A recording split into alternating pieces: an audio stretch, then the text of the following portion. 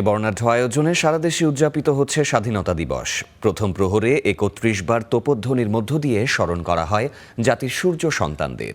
শহীদ বেদিতে ফুল দিয়ে শ্রদ্ধা জানায় রাজনৈতিক সামাজিক সংগঠন ও সর্বস্তরের জনতা। ফুলে ফুলে ভরে ওঠে শহীদ বেদি।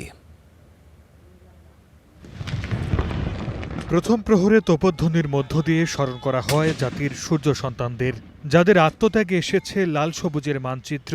শ্রদ্ধা আর ভালোবাসায় সিক্ত হয় তাদের স্মৃতিস্তম্ভ।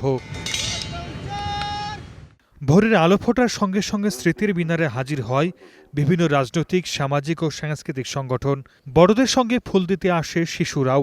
ফুলের শ্রদ্ধা জানায় রণাঙ্গনের শহীদদের। স্বাধীনতার ৫৫ বছর পরও প্রত্যাশার প্রাপ্তির হিসাব মিলাতে চায় মানুষ। তাদের স্বপ্ন একটি বৈষম্যহীন, উন্নত আর মানবিক বাংলাদেশ, যেখানে স্বাধীনতার প্রকৃত স্বাদ পাবে প্রতিটি নাগরিক। আনুষ্ঠানিকতার মাধ্যমে না করে এই দিবসটাকে সার্বজনীন করার জন্য রোড শো, র্যালির মাধ্যমে আমাদের স্কুল আমাদের আগামী প্রজন্মের শিশুরা যাতে এই জাতীয় দিবসগুলি সম্পর্কিত হতে পারে, সেটা আমি বিশেষ করে আবেদন রাখবো। মহান স্বাধীনতা দিবস উপলক্ষে আয়োজন করা হয় বর্ণাঢ্য কুচকাওয়াজ। সামরিক রীতিতে শ্রদ্ধা জানানো হয় ৭১-এর বীর শহীদদের।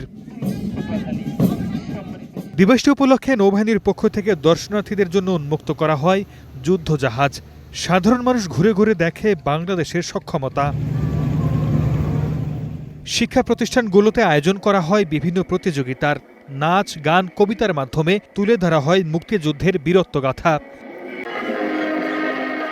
শহরের ব্যস্ততা, জীবনের সংগ্রাম, সবকিছুর মাঝেও স্বাধীনতার অর্থ খোঁজেন সাধারণ মানুষ। তাদের প্রত্যাশা একটি নিরাপদ, ন্যায্য আর সম্ভাবনাময় বাংলাদেশ। সর্দার মোহাম্মদ আরিফ, স্টার নিউজ।